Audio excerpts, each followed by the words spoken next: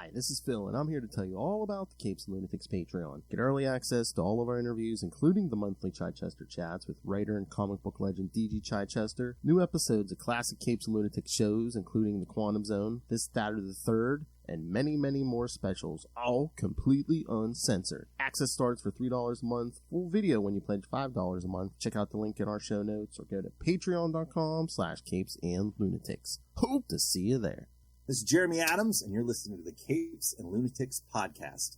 In brightest day, in blackest night, No evil shall escape my sight. but those who worship evil's might. beware my power. Green Lantern's light. Hello and welcome back to Sector 2814, the Green Lantern podcast. I am Phil. Joining me, as always, master of all cores, it is. I am Will. Hey, everyone. And this time, we're back to talk. What part is this? It's like part 8 or something of Brightest Day. I don't know. But yes, we're going to talk Green Lantern 59 and Brightest Day 13 and 14. Not necessarily in that order, but We're on 11 bajillion. I think, well, we're over halfway, because I think, what is it, like 13 parts maybe or something? I don't know. For our purposes, we're not even hitting all the Brightest Day stuff, so.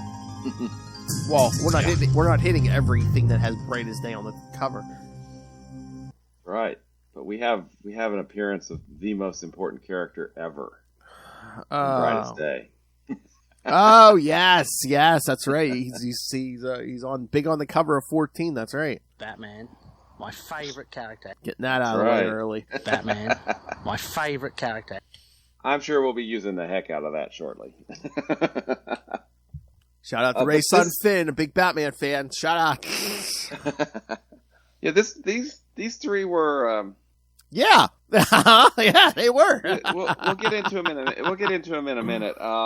Any Green Lantern news that? Not that I know of. I'm like, at this point, I'm like, are we still doing a show? I don't know.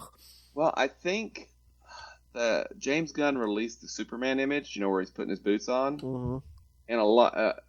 On Reddit, at least, on one of the Green Lantern Reddits, they're like, hey, there's green energy, like, on the right-hand side. Maybe that's, we don't know. Maybe, it's all supposition. Maybe it's Guy, yeah.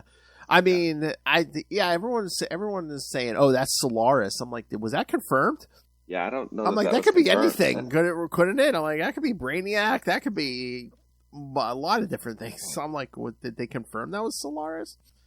Just because it was a round ball of energy, I like.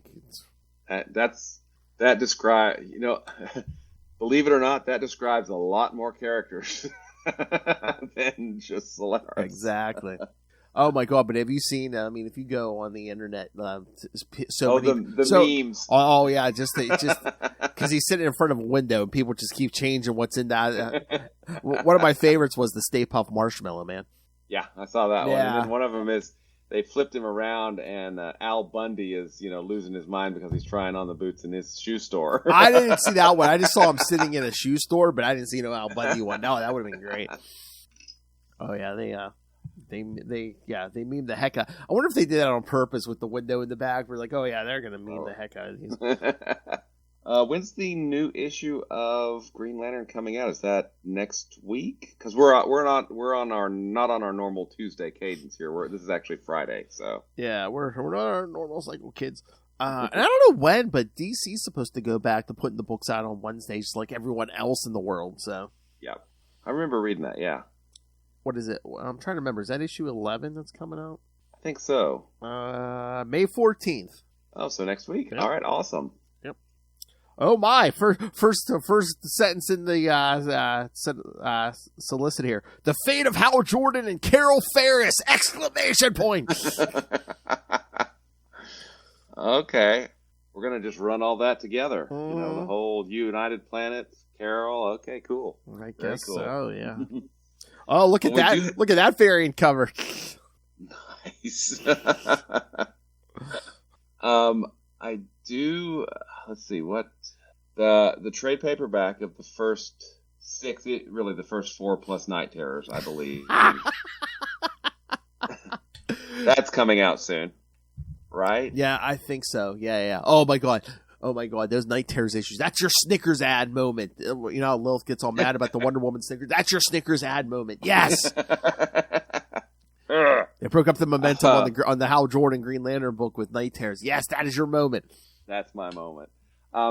There is going to be another crossover. It's the Absolute Power. I think that's going to cross over for at least a couple of issues. It's going to cross over with everything, I think. Yeah. But it's helmed by Mark Waid, right? Oh, I didn't even see that. Okay. I think it is. I think he's writing the main book, or I could be mistaken. It's The Day That Ends in Y, so... yeah, I forget who's writing that, but it's possible. Because no, I was trying to look this up here. No, not Absolute Green Lantern Rebirth, which I'm sure will end in some form. I do. It's back. Green Lantern. Oh, Absolute Power, maybe. Yeah, it seems like we're getting a team up between Brainiac, Amanda Waller, and yes, Batman's latest plan to run amok failsafe with Zur-En-Ar's brain in it. Yes. Oh, yeah. Nice. Perfect. A robot Batman with this alternate personality he created. Yeah. How could that go wrong? I mean, it has. Well, he only created the two of them separately, but then Zur-En-Ar uploaded it to himself into the robot. So, what could possibly go wrong with that? No, nothing. I forget. Was it Lilith or someone asked me? They're like, "Oh no, was it? Maybe it was Justin said." He goes, is it called Brother Eye? I said, no, that was another decade. This is this decade's mistake. Yeah, we got to have at least one giant mistake, a decade, right? Sometimes more. See, Ray, come back. We bash Batman all the time. I love Batman. Wait, is it Green Lantern 13, maybe? Oh, here we go. Yeah, because I think a lot of them are like losing their powers temporarily. Because Green Lantern 13, I believe it's here. Expected on sale date July 10th. Yeah. Hal Jordan is the latest casualty of Amanda Waller. Depowered and back on Earth, Hal needs to find a way to get to the new power battery and recharge. But Theros has other plans, and now Hal is being hunted by the most dangerous aliens on the planet. And cool. And it looks like we're also going to get the secret origin of the this Lord Premier of the United Planets. So at last revealed, it looks like Absolute Powers by Mark Waid and Dan Morris. So the team from World's Finest, World's Finest. Mm-hmm. So that's going to be good. Yeah. Okay. Yes, I'm like another event, but I mean at least it's Mark Waid writing it, so I have more faith in it. Yeah.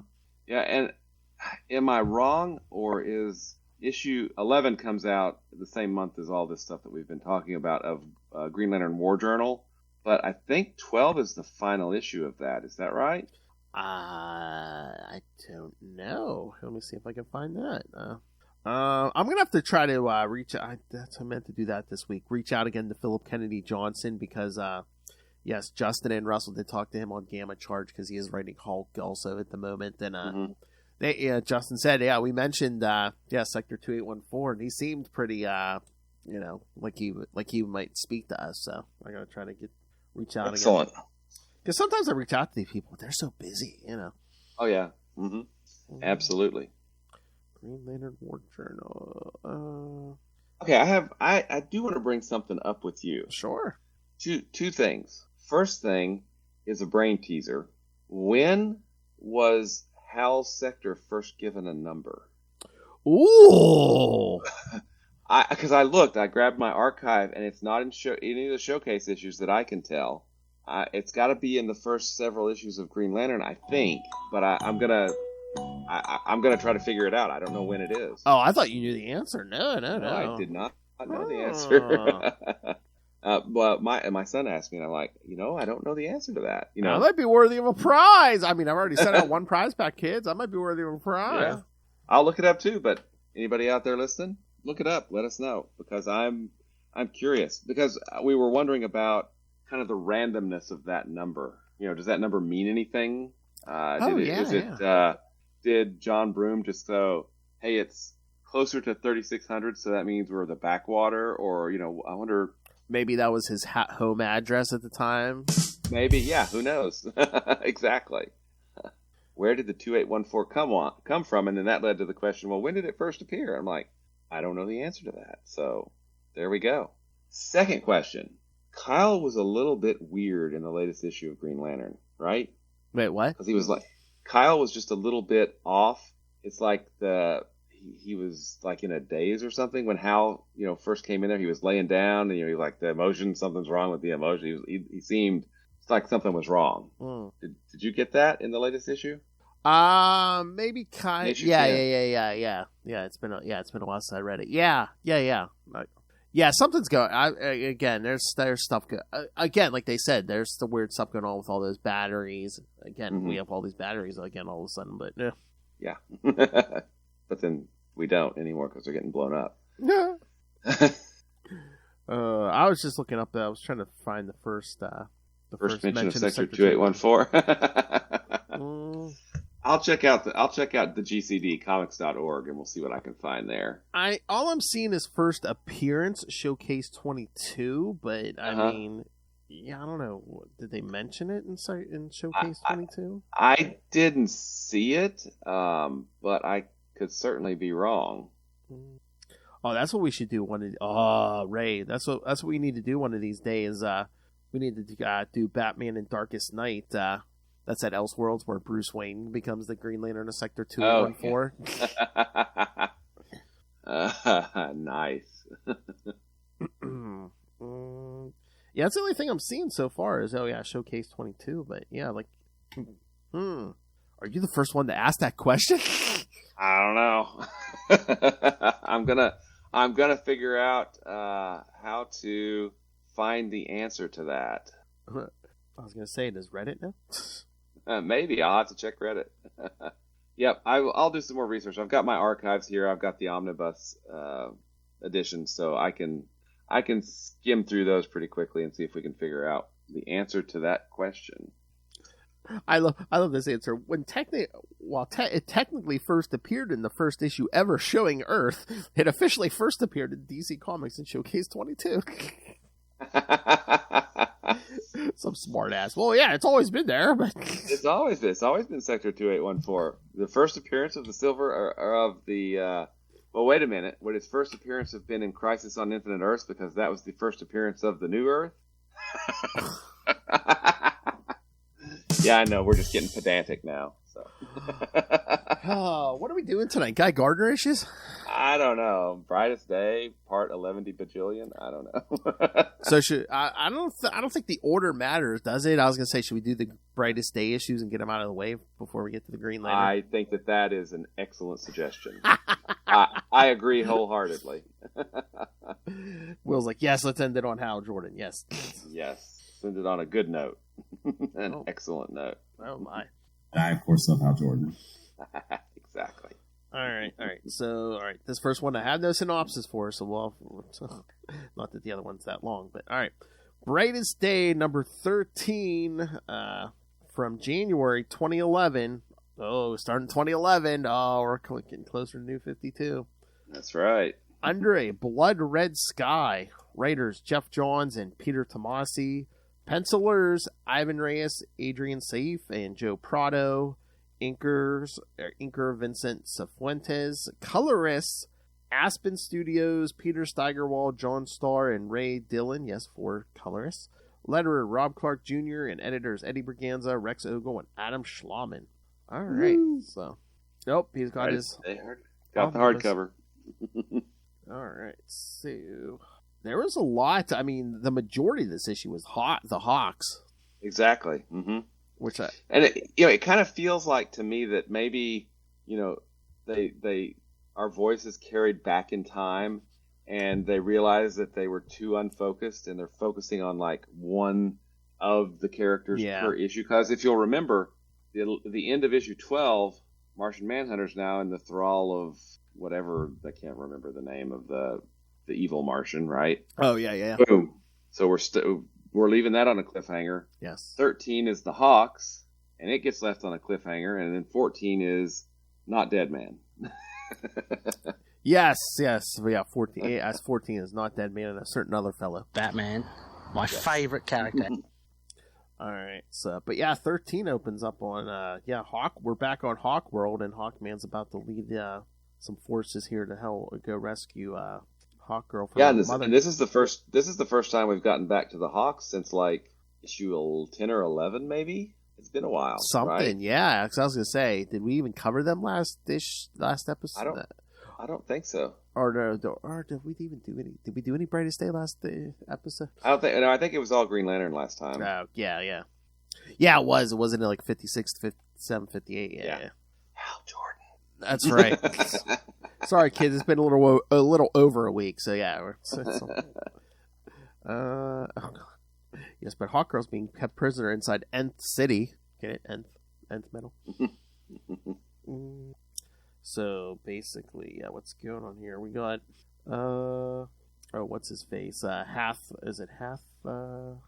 set, yeah, and Hawkgirl's mother. We're finally gonna end this curse, this reincarnation curse. We're gonna kill you for real this time. No takes backsies. Exactly. Because the mother's like, oh yeah, make her scream as much as possible, and yeah, not gonna get a card on Mother's Day, I don't think. No. And again, they're trying to open this portal built with the bones of all the previous incarnations of the Hawk. Oh, now we get that. It's probably a 2-page spread on paper, but yeah, the flashback that's a lot of panels and words. That's pretty dense right there. It took a moment to get through. But then there's a nice splash with Hawkman, which is a double. Yeah, that one, and then there's a double page with a couple of panels down on the right hand side. I think.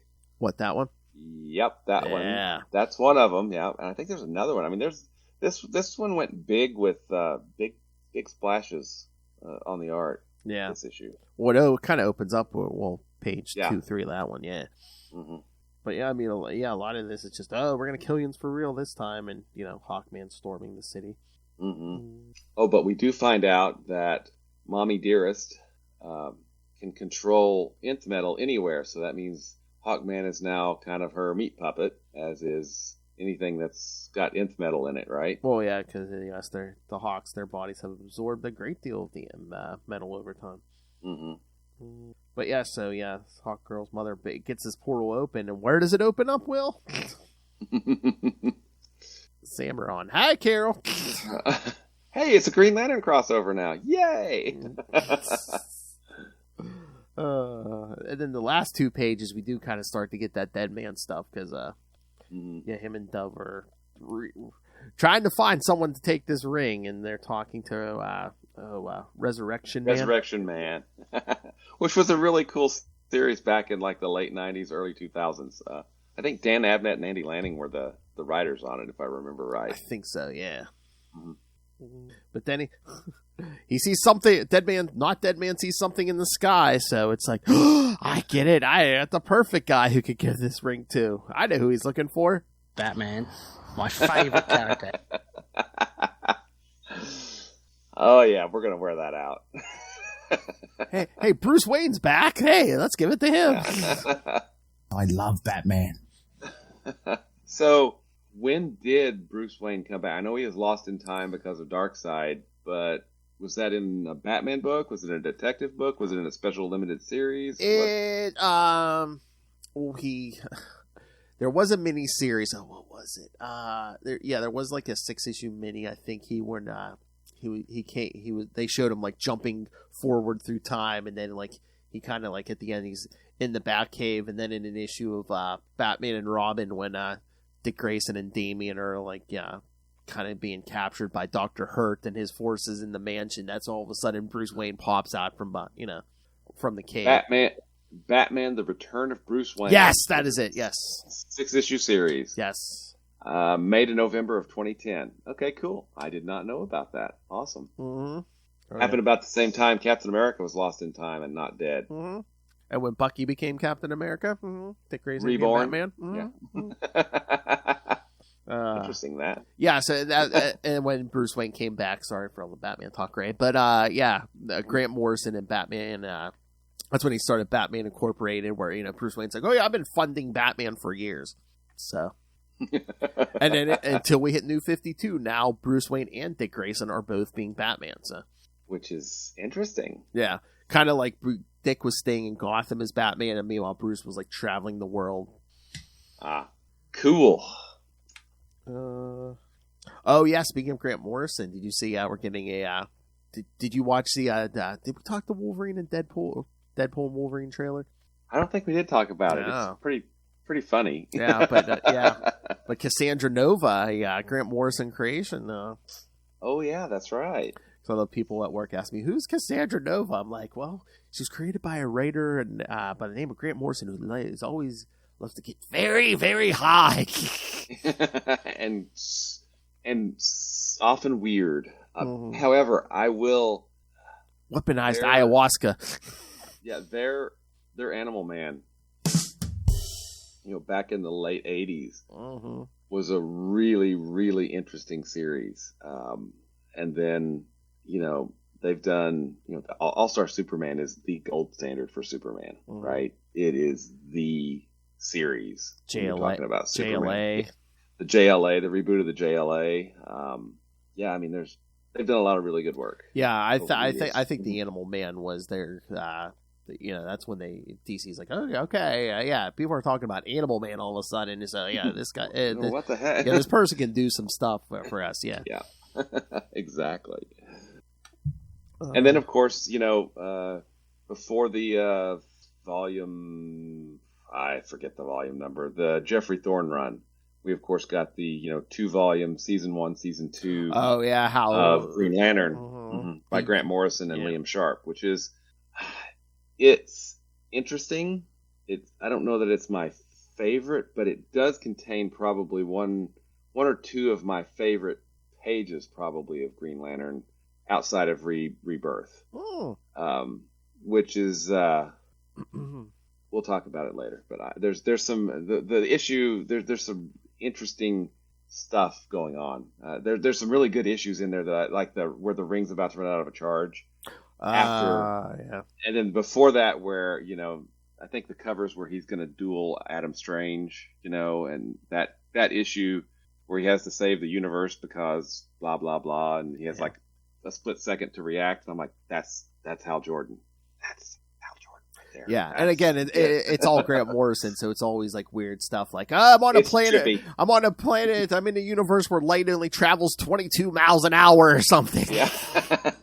Well, there was an interesting thing, if I read it right, and I could have misread it because it's been a while, but vampires, because one of the dark stars are kind of taken over and become black stars, right? Green Lantern, black stars, right? So she's a vampire, and vampires, when they get old enough, they turn into sun eaters. And I thought, that's really kind of a cool idea. I think that's kind of cool. But and I understand that Grant Morrison's work can be not necessarily polarizing, but some people they just don't want the trippiness, and it's off-putting to some people. Very, very, very science fiction-y, where you got thinking outside the box. Yeah. Now there's a book by Grant called The Invisibles that a friend of mine just absolutely loves, and the art's got some great covers by Brian Bolland, and the interior artist, I think, I can't remember who it is, maybe Phil Jimenez, maybe. I think he did some of the interior art. I've kind of resisted because sometimes Grant Morrison stuff works for me, sometimes it doesn't, but I really respect this friend's opinion, so I've kind of been thinking, well, maybe I should give that a try, so perhaps we'll see. It's pretty trippy from what I understand. Yeah, I've heard of that. That's another thing on the list. I was like, I should try that. All right. So should we get to the next Brightest Day? Let's do it. Kids are waiting. The kids are waiting for it. That's right. All right. Brightest Day number 14 from January 2011. Acrobats. I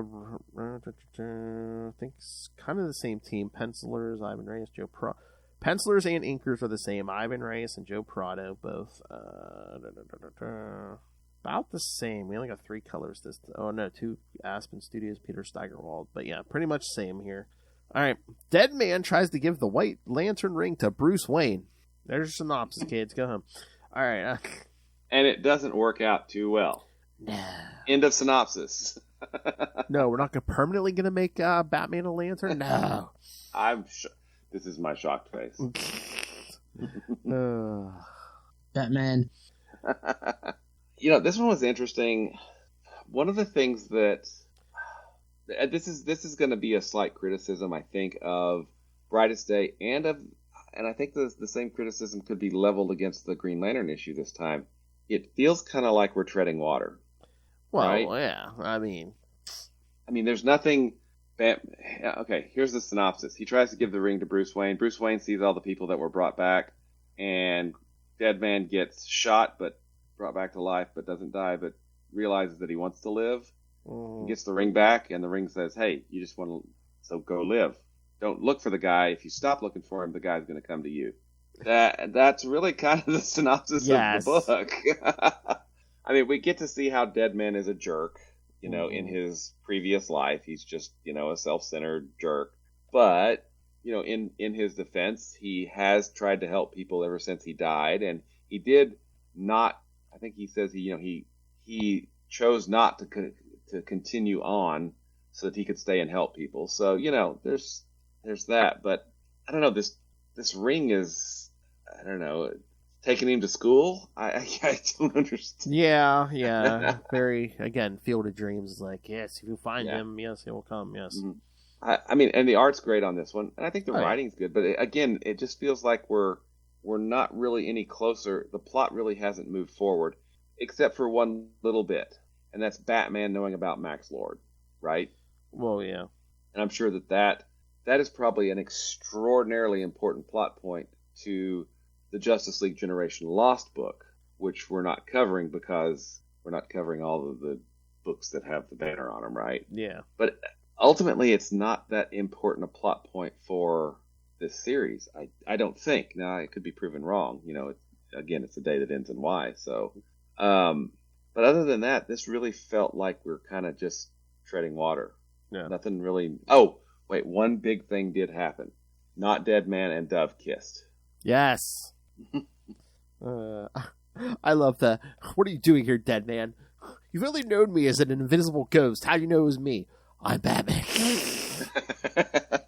I got the info dump as soon as I came back. I love Batman. Oh, yes, they take down Mr. Freeze. Yeah, they do take down Mr. Freeze. What does he say? Stop crying, Victor, or something.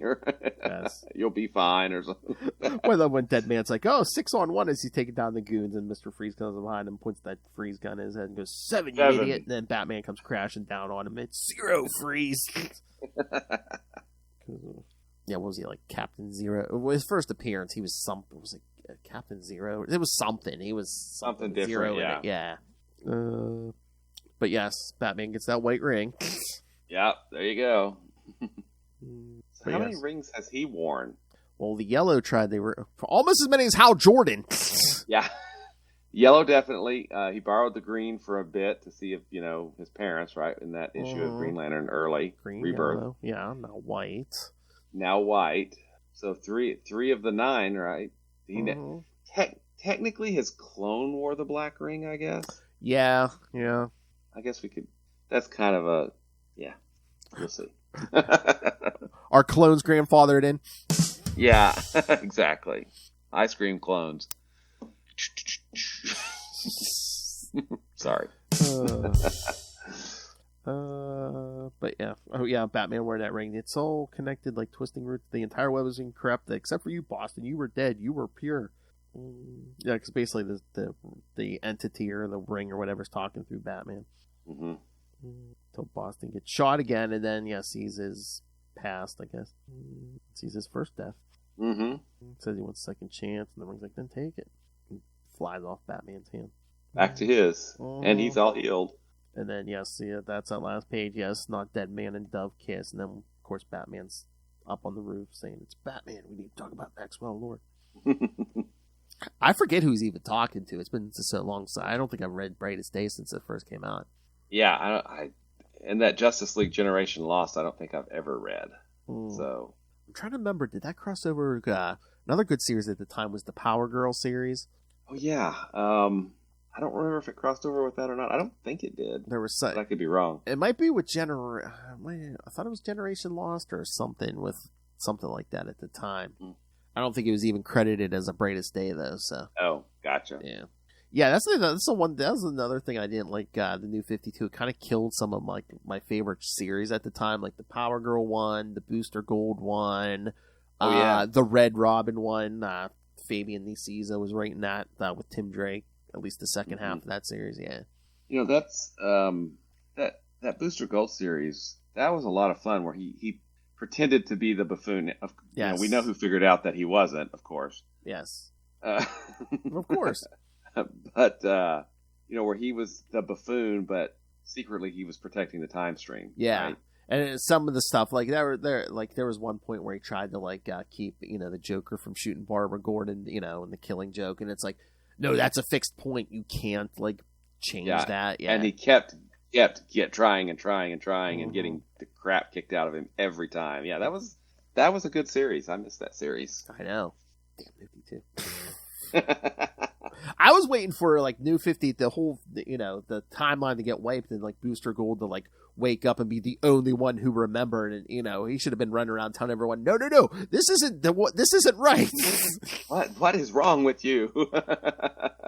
And they just think he's a madman or something. Yeah. Yeah. He's like the new psycho pirate. No, I remember the old universe. Exactly. Take a chance, DC. All right, so anything else on these Brightest Day issues, or should we get to the main event? Let's get to the main event, which I think suffers from kind of the same problem as the... Well, yeah. Yeah, because when did they found Adara? At the end of in 57, and they've basically been standing up there talking to her for this will be 2 issues now, right? Something like that, yeah. All right, so Green Lantern Volume 4, number 59, from December 2010, The New Guardians, Chapter 7, Lorik Tarlok. Writer Jeff Johns, penciler Doug Mank, inkers Kristen Alamy, Keith Champagne, and Doug Mank. 3 inkers.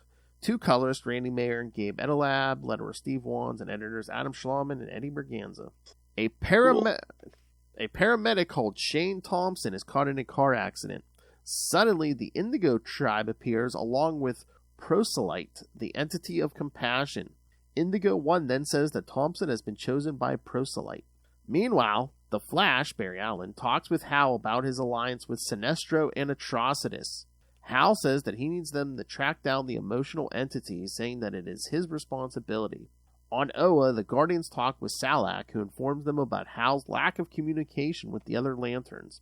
The Guardians consider putting Hal under Alpha Lantern surveillance.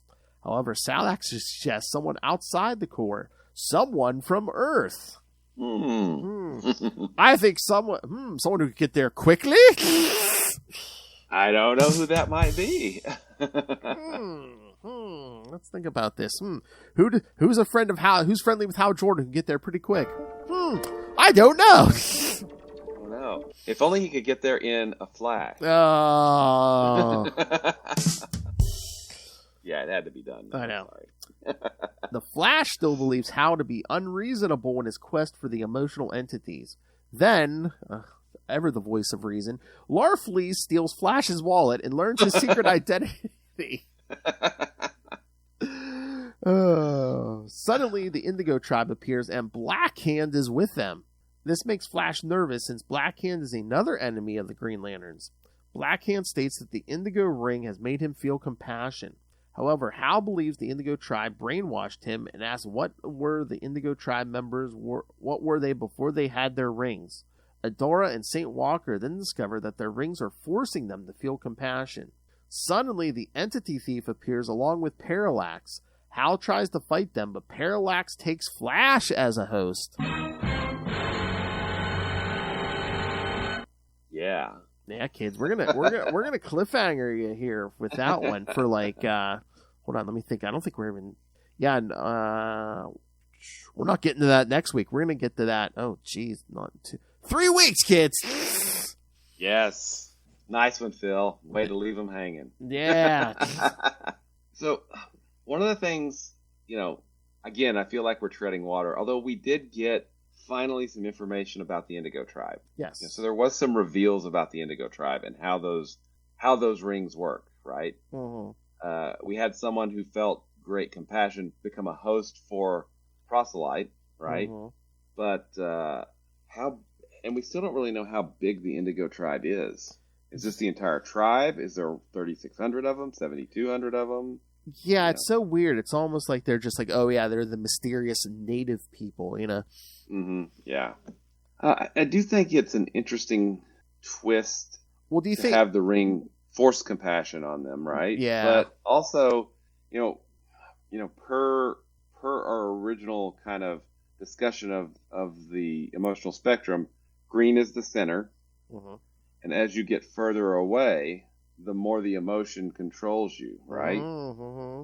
But it seems like on that side of the spectrum, the indigo light is almost like complete control versus the star sapphires. The violets still have some autonomy, right? So I don't know if that necessarily works with the way it's been explained before, but and we still don't necessarily know much about the Indigo Tribe even after this, right? I mean, I guess it kind of makes a sense because the further you get away from green, the less willpower I guess you have, maybe. Yeah, that makes sense. So the ring could take you over. Yeah. Although, doesn't Jon Stewart become an Indigo in War of the Green Lanterns? I think so. If not, maybe. I know at some point he does. Yeah. It's hard to keep track of who gets what ring at what point. Yeah, I know. Exactly. But do you think that's like the Indigo Tribe, like their origins and stuff? Is this all the other cores are starting to suffer here? Because again, we just started with yellow.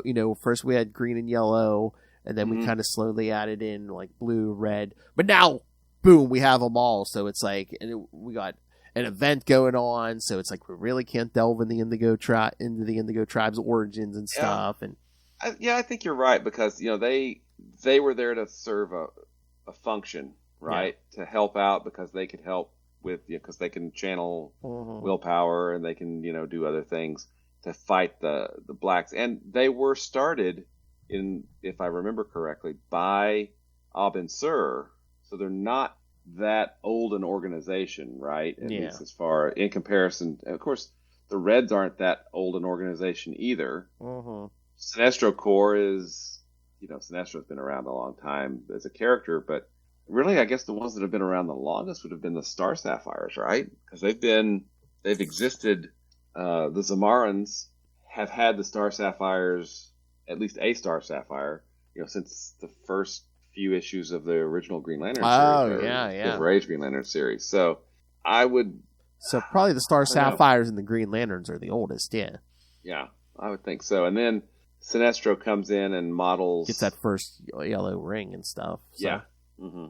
And I think that I am still just amazed at how well these explanations work to explain, Sinestro back then, even, he's using a yellow ring that runs on fear, right? Yeah. I mean,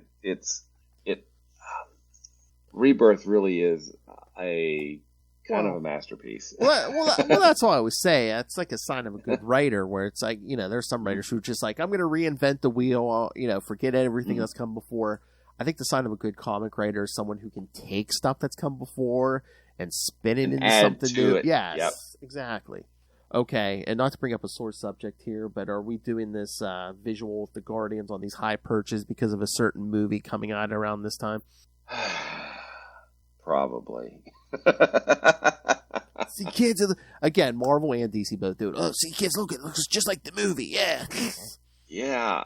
Just don't get me wrong. Movies can be cool, but they're never as cool as the comics. No. Okay. No. Never. They're just not. Oh my God, we're all over the place tonight. But have you been watching X-Men '97? No, I never really got into the original show. It hit wrong. I was probably a little bit too old, and the boys were here already, so we didn't watch a whole lot of cartoons. Oh my God, X-Men '97 is so good. I mean, it's like a sequel to that original '90s stuff, but it's like written more maturely and stuff. So I mean, it's Oh yeah, they're hitting all like a lot of the '90s comics type Oh, cool. points. Yeah. There's I mean, yeah. If you can watch it, yeah. I think next week's the finale. It's only 10 episodes that are only like 30 some minutes apiece. So we'll have to give it a watch then. yeah, it's not like Should we? How long did the original series go? Oh, it was like I mean, it's on Disney Plus. The whole thing. Was it like I think is it 5 seasons maybe? Okay. Yeah. But Well, cool. I'll again, have to give it a look then. those episodes are only like 20 some minutes because again, those were back when they were on TV with commercials and stuff. So Yeah. Mm-hmm. but yeah, no, like I said, the X-Men 97, they've been writing that a little more mature and stuff. And Cool. I'll have to give it a look. Yeah, so I'm just looking at flipping through this issue. Yeah, we're standing here talking on a roof. Yeah, we're still standing here talking on a roof. The same roof we were on the last issue.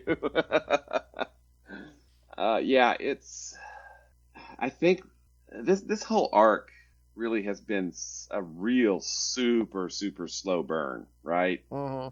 I mean, we had, an issue with Lobo that was kind of, it just served to fill. This seems to just be moving really slowly. And again, I know people love Lobo, but I mean, he's almost like Doomsday. He's another plot device. Oh, we need someone to come. We need an indestructible guy to come in and punch somebody in the face, be it Superman or Green Lantern. Yeah. Yeah. Or Atrocitus. Yes. Fake fight. Yeah. Yeah, fake fight. So, I mean, I think that now that's not to say that this is bad. This is still good. No. Yeah.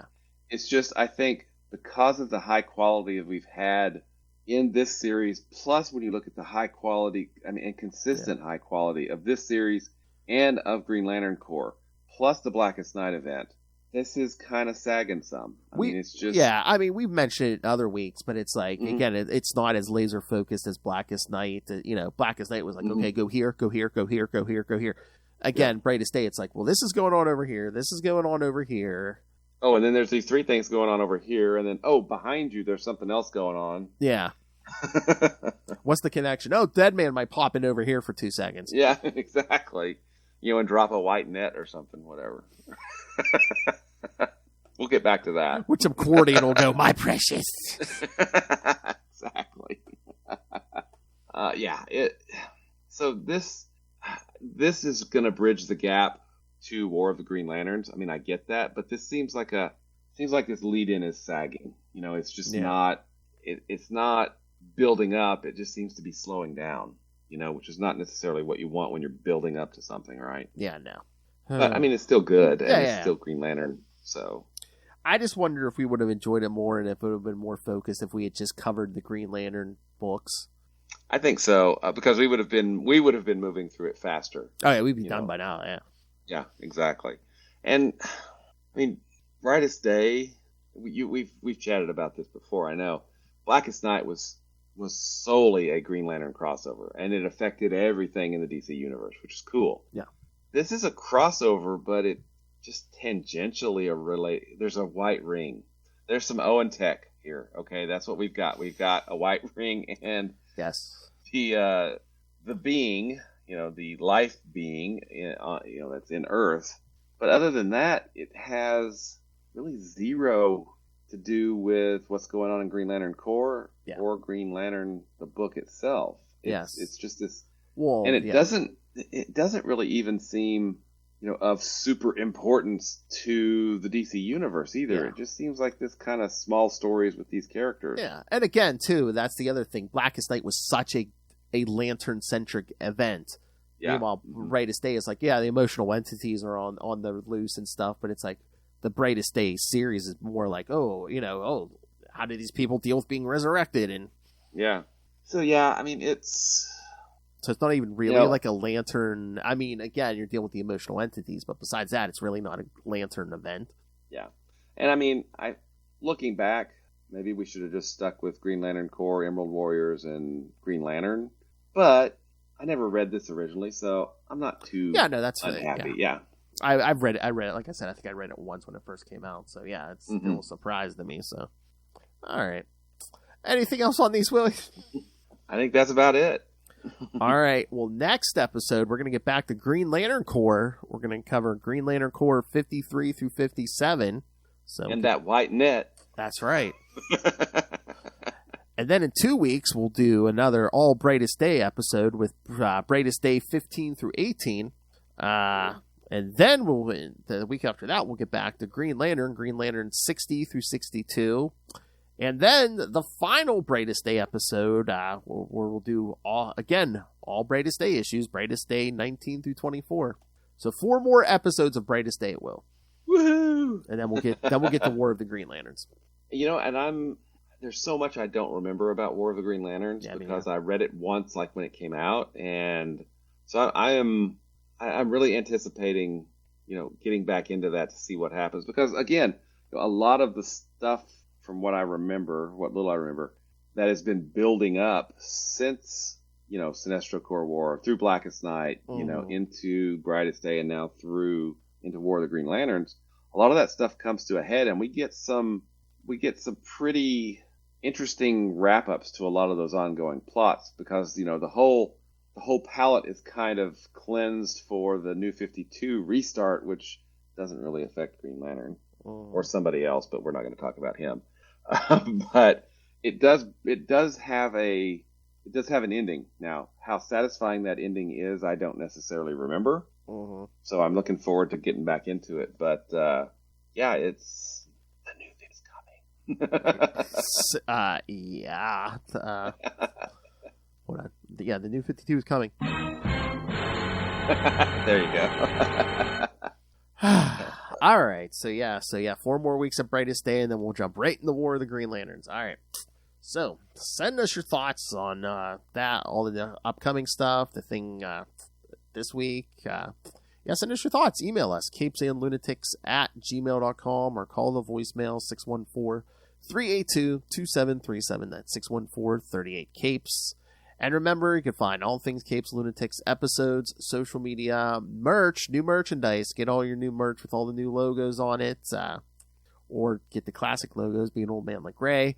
And again, you can rain random money on us through the Cash App link. Treat us like Larfleas. Give us, make it rain. And of course, the Patreon, where again, you hear uncensored Lilith Hellfire, and again, this year you get an even scarier Lilith Hellfire, a completely sober Lilith Hellfire. So, yes. So you never know what you're gonna get over there. So subscribe to the Patreon, but you can find all of that at tubespace.io/CapesandLunatics Podcast Network. It's tubespace.io/CapesandLunatics Podcast Network. More vicious and brutal than ever. All right, now for this Mr. Will Allred, master of the Green Lantern Corps, master of the Quantum Zone, master of podcasting, master of several successful Kickstarter campaigns, writer, futurist, hell of a nice guy, Mr. Will Allred. Where can people find you? Thank you, sir. Before I tell you where you can find me, also tell us where Sector 284 was first mentioned. Oh, that's right. Did you come up with the answer yet? Not yet. All right. I'm gonna have to study this weekend. Study. You see the air quotes there? Yes. I'm not gonna study this weekend. But anyway, if you'd like to find me, you can do that at Wallred. That's at WALLRED. That's at Blue Sky and Facebook and Twitter and Instagram and probably other things that I've forgotten that I set up. If you'd like to check out the comics that I write, as Phil mentioned, we're getting ready to launch the Crossover Division number 6, probably in about 6 weeks or so, because we've got to. Really? We're about to print number 5, and I'll get that fulfilled. And we've had some movement. The hardcover should be printed real soon too, so I'm excited about that. That's a quick turnaround, right? Because I don't have 5 in my hand yet, and you're already going to be promoting 6. Nice. Theoretically, yeah, it should be about 3 to 4 weeks to get it printed. We should submit the files hopefully next week. So soon. You can check out Crossover Division at crossoverdivision.com. You can also check out Diary of Night at diaryofnight.com. And you're here listening to Phil and I talk about Green Lantern, which means there's a high probability that you love Marvel's Quasar nearly as much as Phil and I do. And if you'd like to find out more about Quasar, you can do that at the Quantum Zone, quantumzone.org. 5 inches, maybe. Hey, boys, you look at the party? I love the party. I hope it's going somewhere nice. You know where it's going. They aren't even attempting to enter our orifices. That never gets old. That's another interview I want to try to set up one day in DeFelka. Yeah. Dude, really? You got that past the comic code? He was an editor. He knew what he could do. Yeah. Seems like I'm getting a package every other day. I, of course, love Hal Jordan. I do. Of course. All right, kids. Join us next. Thank you for joining us. Join us next time for Green Lantern Corps. Will loves Hal Jordan more than Parallax does. I don't know. That's pretty close.